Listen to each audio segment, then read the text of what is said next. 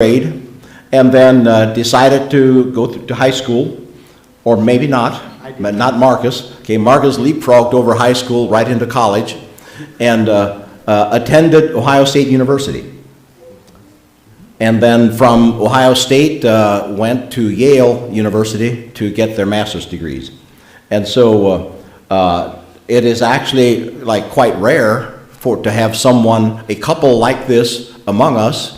And so it is a real blessing to see the development of Zollikon Institute come out of their commitment to education and biblical living that's relevant for our culture. And so I'll bring my little speech to an end, and you take it from here in whatever manner you wish to. Okay. Actually, let me pray. Let's pray together.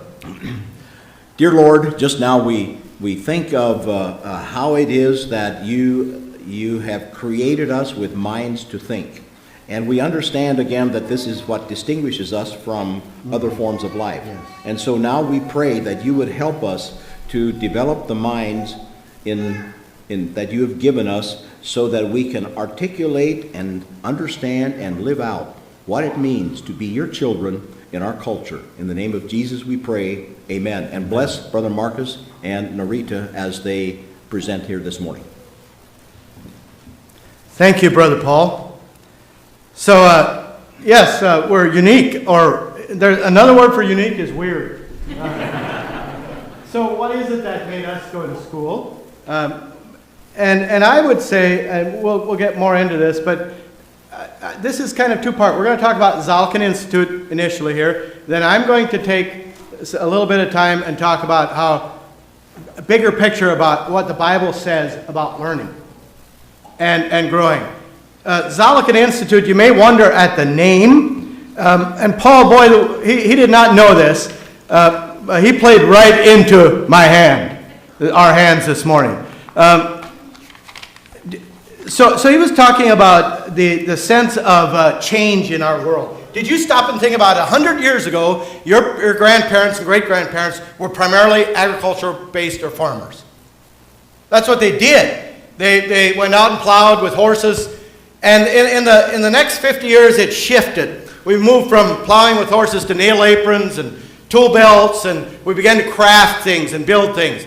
And the next generation of people, many of the next generation of people sit behind desks, whether they're creating or building or doing something like that. And as that shift has happened, as those shifts happen, it brings particular challenges to the church. Now, we are not the first generation or group of people to experience this.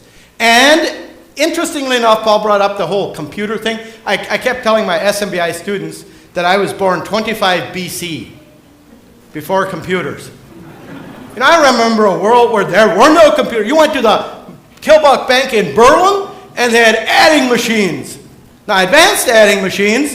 And I remember going to businesses locally that had those boom, boom, boom, boom, boom, adding machines, cash registers. You know, so our world has changed a great deal. Are we prepared to?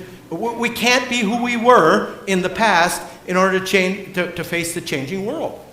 Now, let me ask you this. There's another shift, and it's often built around technology and the way we share information. In the 1500s, the European world had changed a great deal. The 1430, when Gutenberg invented the printing press, by the way, it wasn't the printing of books that changed the European world. It was the printing of little pamphlets, kind of the size of a church bulletin, that may have a flyer, something like this, and something like this. And they called them. In German, they call them Flugschriften. Say, Flug, flying, Flugschriften, flying words. And from 1450 until 1520, which is right when the Protestant Reformation happens, by 1520 there are about 10 million unique Flugschriften floating around Europe. It's what set off the Protestant Reformation. Martin Luther, you know a little bit of church history enough about that to know that? Okay, but it's also in that world that this kind of group of scholars begins to study the New Testament. And as they begin to study the New Testament, they begin to say, but we're not moving fast enough. We need to do something different. And they got into an argument, a debate with the Zurich City Council. And then a few months later, in January of 1525, the city council said, we have to stop this. They are going to ruin Europe. They literally said, they are going to destroy the Europe we know if we don't stop them. And later that night, about 20 people gather in a room. And now there's a wide variety of people in that room. There are poor people. That one of the lady who opened the door for that evening was a former prostitute, the mistress of the Roman Catholic priest. Very broken woman, poor. There's also a noble woman there. But the leading Greek scholar in all of Europe was in that room. Do you know what his name was? His name was Conrad Grebel. You've heard that name? Felix Mons was there. Felix Mons knew 5 languages. George van House of Jalkup was there. Now, George was an interesting guy because he always wore a long blue overcoat, and they call him Ivelrok. You've heard that in Dutch, a rok means jacket, heavy jacket. Blauwrok, is his nickname. George Blauwrok. He is a dynamic speaker and is well trained. So you have this kind of mix of educated, highly educated. These 3 guys, by the way, are perpetual failures in life except in one thing. They're really good students.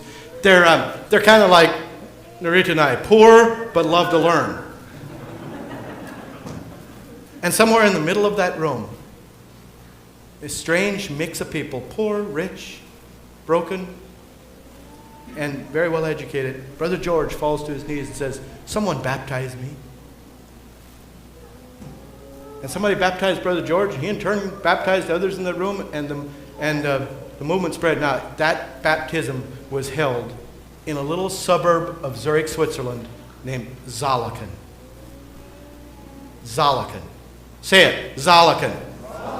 Yeah, that's it. You're good Germans. You say that, give it that, Zollikon. That's why Zollikon Institute is named Zollikon Institute, because our vision and our goal is to go back, not to go back and be Anabaptists like those people were, but to be relevant Anabaptists in our world today. God has not called us to live in the past. He's called us to live right now. And in order to live right now, we need all the tools we can have to do that. That's what Zollikon Institute is about. 4 years ago, several groups of pastors came to us at about the same time. Paul was one of them, and we reached out to some others, and we began to gather together and think about what we could do to bring education to our community. And so when our vision is to make high-quality learning available in our Amish and Mennonite world in the context of trusted community. Come on up, Norita. And the why here, listen to the why. It's not to destroy a culture. We have no interest in destroying our Anabaptist culture. What we have interest in is building the kingdom culture of Jesus within the context of our Anabaptist churches, so that the kingdom culture of Jesus can thrive in our circles and spread out. What would happen if the leading Greek scholar in all of Ohio sat in this room? What would happen if a highly educated engineer could take his Christian commitment into his workplace and design things? Go ahead. Things here. Oh, yeah, I need to move my thing. We're learning to work together after 31 years. Is this on? It's on. Is this on, Mike? Is the mic on, Chris? Thank you. So Marcus alluded to the fact that we went to school late in life, but when we started OSU, we had just spent 10 years as faculty and staff at Sharon Bible Institute. So I don't know how many of you are familiar with that, but we loved it there, served there, came back. Marcus was pastoring, helped with the church plant, and we felt called to enter the world of a secular university. And I think often I wondered why God put that in our hearts, but we both loved it. It was very difficult to come from Sharon Bible Institute, which we at times lovingly called a co-ed convent, but it was like a greenhouse atmosphere. And to go from that to a secular university was not easy. And at the beginning, at the very beginning, I very quickly realized that the Christianity that we were privileged to grow up with, where peace-loving, forgiveness-based Christianity is not what the world knows as a Christianity. As I sat in that classroom, the very first semester in Central Ohio, I heard other students speaking up from a Christian perspective. And I was the Mennonite in the room. And I had just come from Sharon Bible Institute. And so I did not have the courage to mostly speak up. But as time went on, I would say, I got the courage to raise my hand occasionally and say, well, there is a different kind of Christianity, maybe. I wouldn't agree, there's this over here, maybe, perspective, and try to, but I also very quickly decided that if I was going to enter that world of a secular university, I was going to speak and write from a worldview that was cohesive and that followed what I have viewed as a very solid theological basis. And I think it's there that I really gained the appreciation for what we have been handed, the peaceful Christianity that we've been handed. As we did, and so it was, we felt like, or I'll speak for myself, I felt like often I was learning at the same time I was doing apologetics, speaking for Christ, writing from a Christian worldview. So that was our experience there. And then as we shifted as we ended that and we applied at 2 different universities, and Marcus we were pastoring a church in Central Ohio. We had a business, we had a life, and we were contemplating other things. We signed up kind of a bit, maybe on a whim, for 2 universities that were really good at history, and we thought, well, if we get in, both of us will go, but we'll consider it.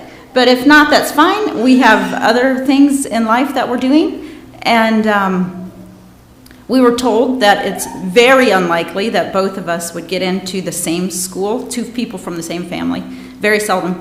And when both of us got into both places, I think that's when I stopped and said, God, what are you calling us to as a couple? Because there were other things that we could have done that may have been more acceptable, maybe, and I think that's when I really sat back and said, God, what are you calling us to?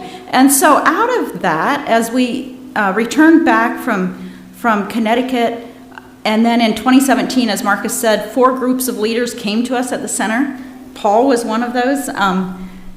And within 2 weeks' time, none known to the others, and asked if we would be interested in starting something, and we had also had a heart for that. So we got everyone together at the table. It was stopped, started, COVID interrupted, all of those things. But out of that, Zollikon Institute was born, and in German it's actually Zollikon, but we anglicized it for our purposes.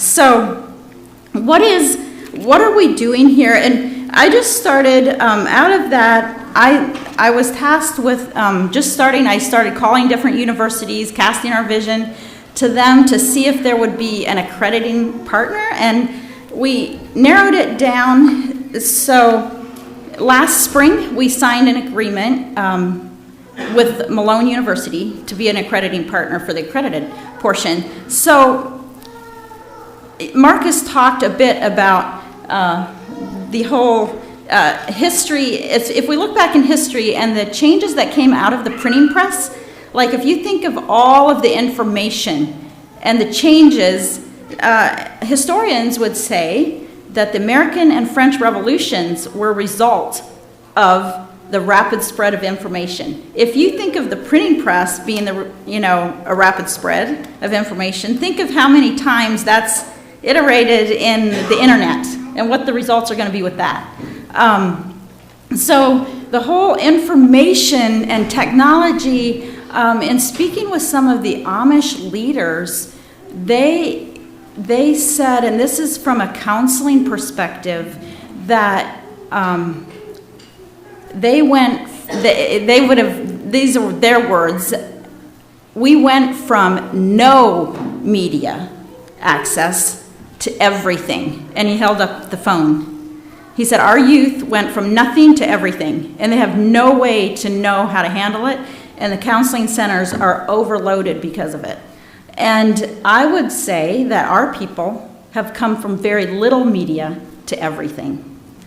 And we don't know how to handle it, and we're going to get in trouble. So Zollikon is about moving, it is about the skills and moving with good skills into a professional world, but it's also how we're going to do that. That we do it on a good foundation, a solid foundation that doesn't cause us to lose what we have, but also gain the skills in addition. So what we have started with is we have 2 tracks. One is accredited. As I said, that's with Malone University. We're only running 2 courses this spring, and that is an English and a history. The history is going to be taught this spring, but Anabaptist history by yours truly over here.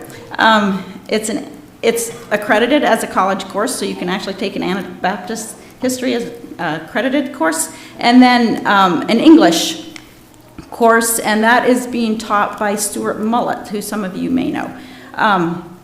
And those are fully accredited. They are core courses that will fit into any accredited degree program. And this is something new for me. I have to occasionally put on glasses, and I like to think that with it comes wisdom. So, if I have to put, so yeah, I'm like getting used to this.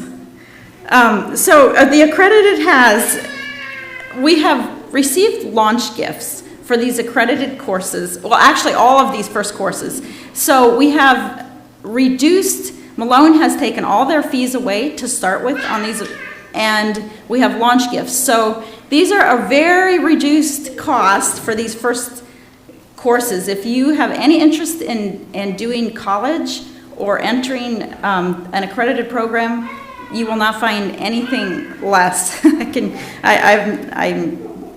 And there's also, if you have needs-based, we have, in addition yet to the launch price, we have additional funding available for that. And then you can also, if you're in high school, you can do this as a dual credit, what's called a dual credit, as a high school credit and a college credit. So if you're a high school student, you can sign up and do it as both of them, as long as your high school agrees to also use it. And as we've talked to the high schools in the area, they're very excited about it. So, and then the accredited, those are the 2 accredited, and then we're moving into next fall. Right now we're talking about what programs we're actually going to develop long-term at this location. So those are in the talks, but we're focusing on hoping for about the start of 2 or 3 tracks, a solid start to tracks that can be started here. And there's little flyers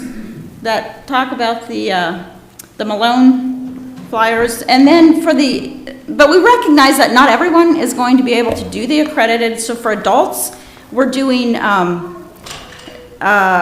me see here. We have 2 business courses. We have, those will be, any business person will benefit from those. We have, for those who serve, we have a flyer that's going out. Pastors, we have, I don't know, Steve Byler, Wendell Glick is doing a music. I'm sorry, Wendell Nisley, not Glick. There isn't Wendell Glick that does music, but this is Wendell Nisley, and Janine will be coming. Janine will be doing 4 nights for women. She's earning her master's in counseling this spring, so she's going to be doing 4 nights especially for women, touching some things like anxiety, depression, how to help other people. So if you're interested in that. Steve Weiler will be doing a theology, and we have, for those who are German background, you travel, want to learn to read German, John Miller from Superb Industries, I don't know, he's a licensed German person. He's going to be doing German, so if you want to learn German, feel free to please join us with that. And then the 2 business courses are Provia's Larry Troyer, which we talk about people, I've discovered here, but Larry Troyer will be doing a finance course, and the Jim Smucker from KIME, the president there who's taught leadership often in college settings will be doing a leadership course. So those are the array of courses this first time, and join us. You can go online, Zollikon.org online. You can find all the information there. You can contact us if you have any questions. They will be run Tuesday and Thursday late afternoons, so that if you're working adults or students, you can join us. There'll be a supper in between there. But we've specifically done the schedule so that it can accommodate adults. And if you're a young couple, we have young couples that are interested in this too. So there may be another Marcus and Norita out there to take our place, which we're going to need very quickly. Thank you, Norita. She has built all the infrastructure. I admire my wife a great deal for what she's done. Chris, would you give me my PowerPoint? I want to acknowledge also Chris, as we're building the infrastructure this summer, Chris back here, who you know, has seen some of that too. Yeah, thank you, Chris. And let me just mention our board. Let me grab my notes here. So the ultimate question becomes, Norita and I have been out there, and I'm going to say this yet. I would struggle to send my 18-year-old child out into those settings. We know what's there.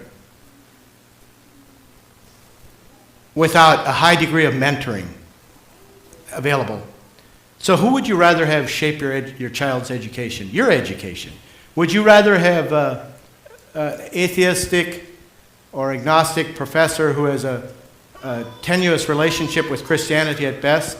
Or would you rather have people like Paul A., Bill Mullett, Jim Smooker, Josh Good, Helen Byler Buckwalter, Mark Miller?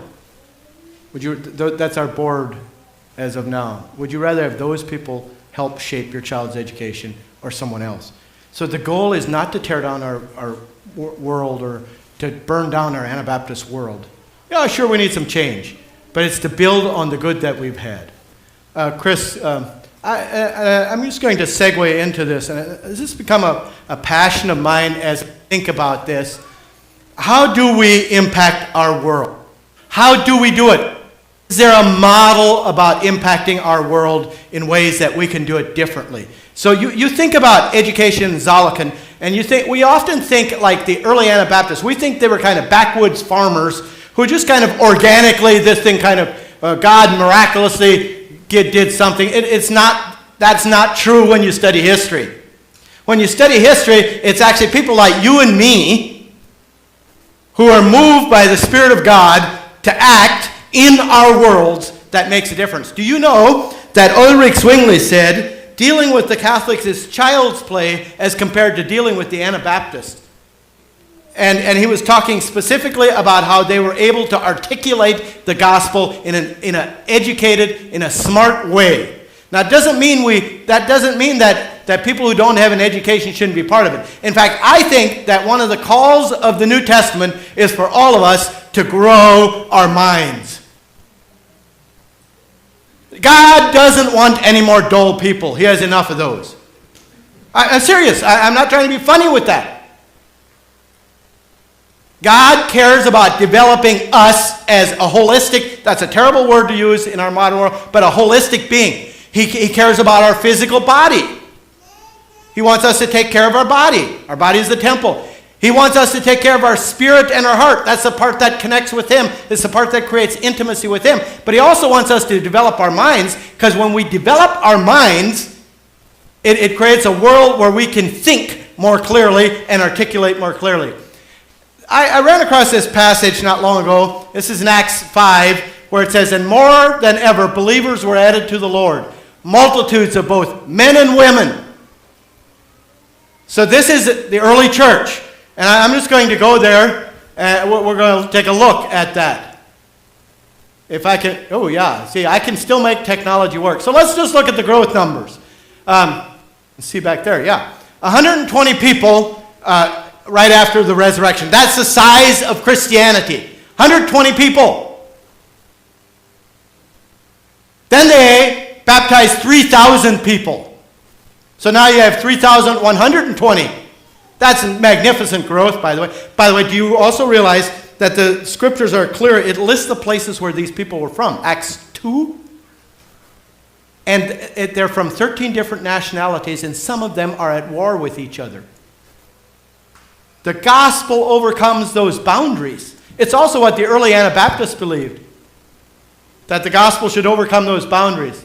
And then the Lord added to the numbers. Many were owners of land and houses, which means that they were probably educated and wealthy people. It goes on, by the end of Paul's life, the gospel had spread throughout the Roman Empire. And let's just look at that. Chris, I'm going to fight this thing. You just advance it for me. I'll motion her. So this is the Roman Empire during the time of the early church. And by the end, by 90 or so, the gospel had spread, 90 AD, 60 years after Jesus, the gospel had spread across that entire world. And it begs the question of how. How had it spread? And I think there are some things that they had in place that we need to... Go ahead, Chris. So how and why did the early church grow so rapidly? And the first one, we like to think about 2 and 3. We like to think about 3. The miraculous power of God in miracles and wonders. But miracles and wonders only happen on occasion. Right? Yeah, they only happen on occasion. And the middle one is so necessary, the transformed life of the believer. But it is also true that the ability of the church to outthink her critics. This is so true. The ability of the church to outthink its critics is so powerful. Because what happens is he's taken all these places. Paul is, the other disciples are the same way. Paul is taken to where? He's taken before King Agrippa? And there's 2 kings there. And Paul, in a very clear way, articulates the gospel. What happens? The king says, your education has made you insane. That's what he tells him. He said, much thinking has made you mad, but your education has made you insane. Oh, I wish they'd say that about me. Do you understand the power of that? Paul was able, in a very brief time, outthink his critics.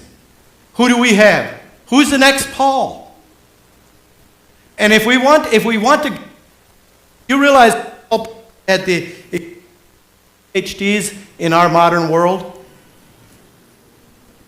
So who here is willing to do that? Who's willing to step up? We should have an altar call now. Sign up. Anyway, this is the first step. No, yeah, okay, that's fine. Okay, trying to be fun. But the point is, if we don't start thinking like this, we're going to become rude, backwoods people who cannot clearly articulate the gospel. Norita and I went to Yale, and our mentor there was a man named Bruce Gordon. Now, Bruce Gordon is a unique person. He's bipolar. He's ended up in an insane asylum twice. When he is on a high, he can write 10,000 words in a night. He just starts writing, and he writes till the next morning.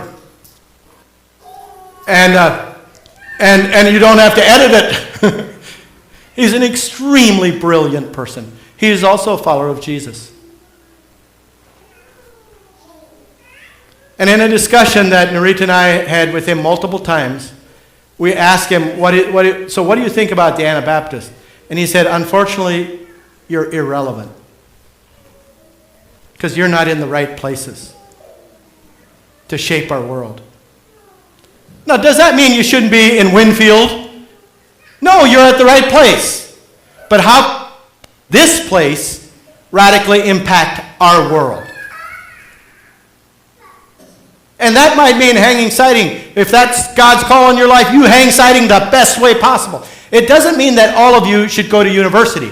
What it means is that all of us should develop our body as God's followers completely. How do we do that? Go ahead, Chris.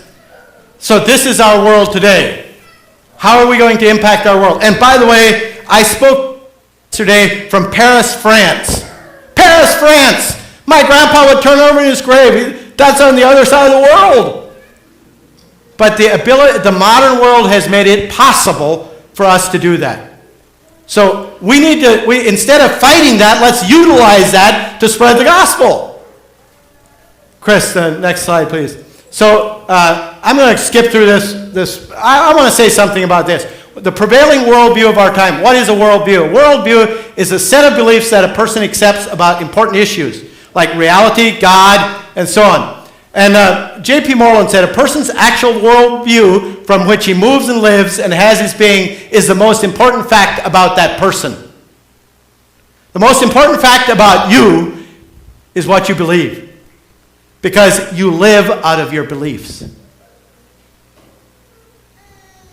You live out of your beliefs. It's the glasses you wear. By the way, I've always worn glasses. You all look like blurbs out here. And if I faced life like this, I would think that humans are big pink blurbs or big cream-colored blurbs. Not big, but you know. But if I put them on, it sharpens my vision. And I see, oh, it's Stephanie. Okay. So I need to constantly check my eyes, and the same way for you.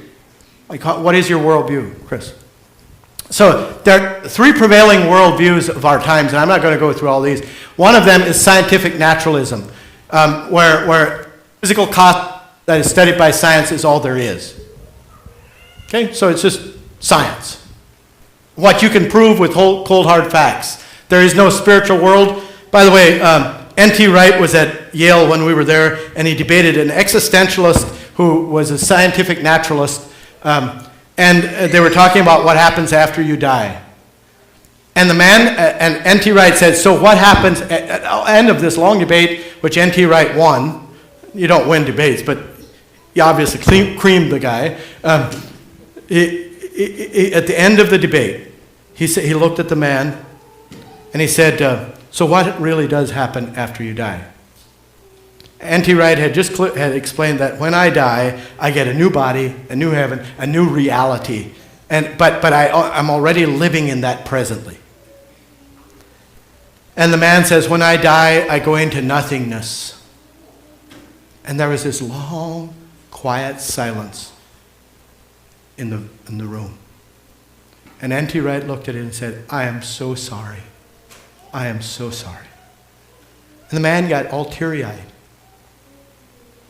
because I think he understood suddenly the lack of depth in his worldview. He was very, very nearsighted. He said, I have to simply work as hard as I can to be a little point of light while I am alive. What a terrible way to live. The second one is postmodernism, and that's probably much more where many people are. They may not be able to say it. Everything is relative to the social group that shares the story.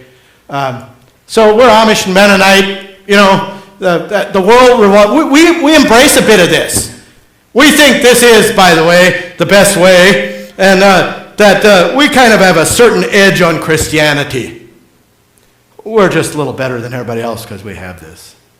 That's a form of postmodernism, where you see everything through the narrative that you own. And but then there's ethical monotheism, where it's exclusive worship of one God. Judaism, Christianity, and Islam are in this camp. They believe that there is something, there are sacred writings, and I would argue that Christianity has the clearest answer and the clearest worldview. True Christianity, the kingdom of Jesus, and by the way, the non-resistant kingdom of Jesus, the clearest.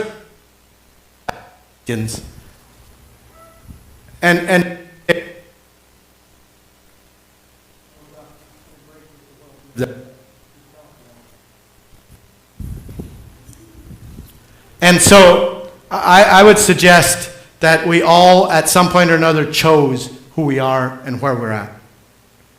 Now, so what can we do to grow our worldview?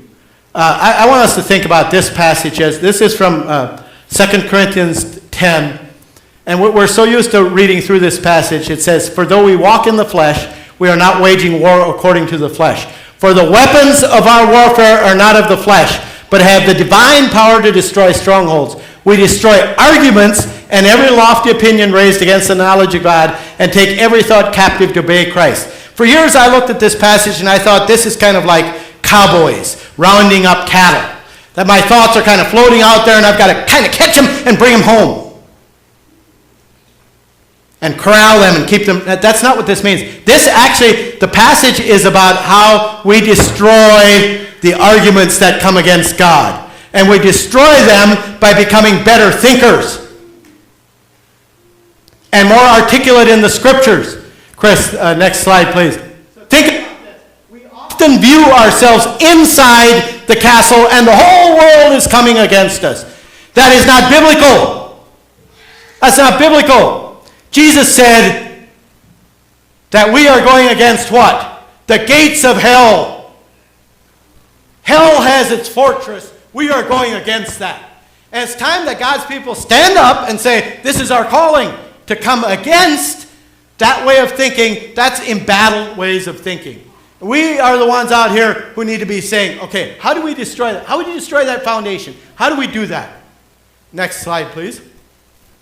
So we do that by making choices to be students.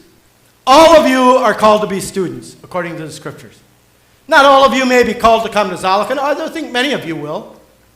Should. But all of you are called to be students.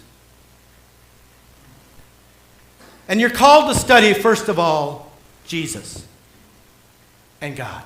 Not the scriptures. First of all, Jesus. The living word. And then, around that, the scriptures. And then around that, creation. And then around that, creation's creation. But you study, you become students. You learn. The second thing we can do is by creating worlds in which our children are taught to think well and educated properly. Scriptures are clear that it is a parent's responsibility not to educate their children, but to make sure they are educated. A parent, I'm not against homeschooling in any way. Don't misconstrue what I'm saying here. A parent's call is to guide the education of their children, whether that is in a public school, private school, wherever. Your call is that. And when you can give your children a proper education, and Paul is so right that we are living in a transitional moment in history. The world stands for 300 years. They're going to look back at the early 2000s and say, those people lived in a revolutionary time, like the printing press. And most people who live in revolutionary times never understand they live in revolutionary times. The people who make an impact in their world, though, understand that they're living in revolutionary times. So the call for us is to wake up, grow up, and train up our children in the way that God has called for them to live. And then by encouraging, developing, and supporting organizations and programs that give the people the opportunity to think well. That is the vision of Zollikon. And so thank you. This morning you gave us an opportunity to share. And in doing that, you are saying, we encourage, we want to develop, we want to support organizations that teach our children to think well and that teach us to think well.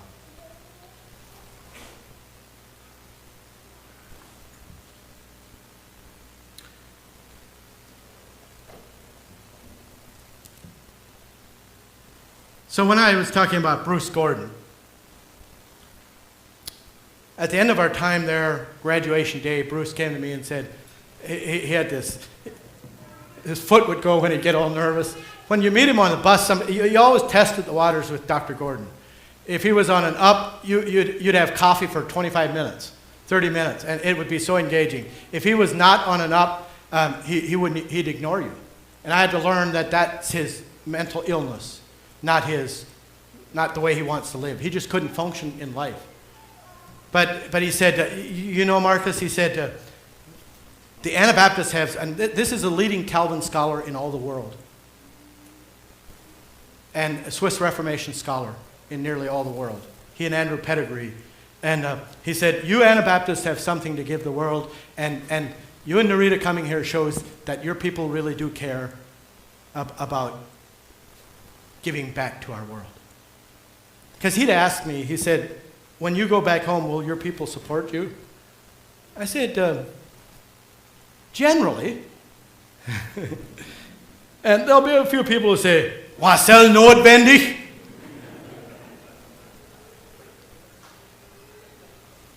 För vad säger så förut? By the way, he speaks German very well, and he laughed and laughed and laughed. He said, well, that's true of anyone. He said, but please send more.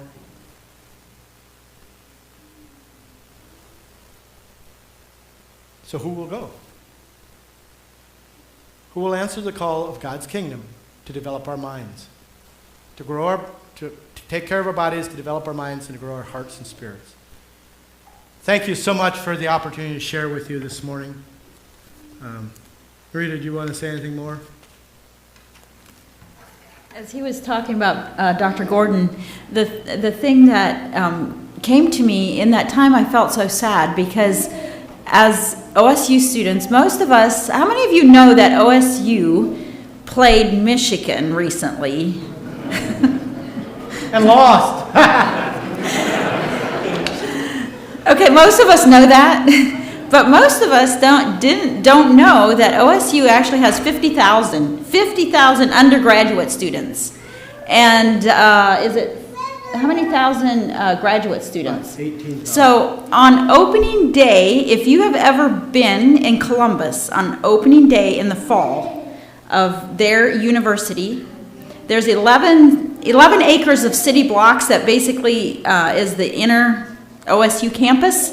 There are 18 to young 20-year-olds literally stacked on top of each other on opening day. It is electrifying. It's awesome. And the youth, the future of our world is down there. And there are other places. This is the third largest university in the U.S., Ohio State is. There are other universities, all the state universities, but we're not there. We're not there. And my passion is to see us in those places making a difference. Not necessarily in the student capacity, but in the instructor capacity and making a difference in those places. We're insidious. We intend to sneak people into these places with the Christian worldview. That's how we'll change it.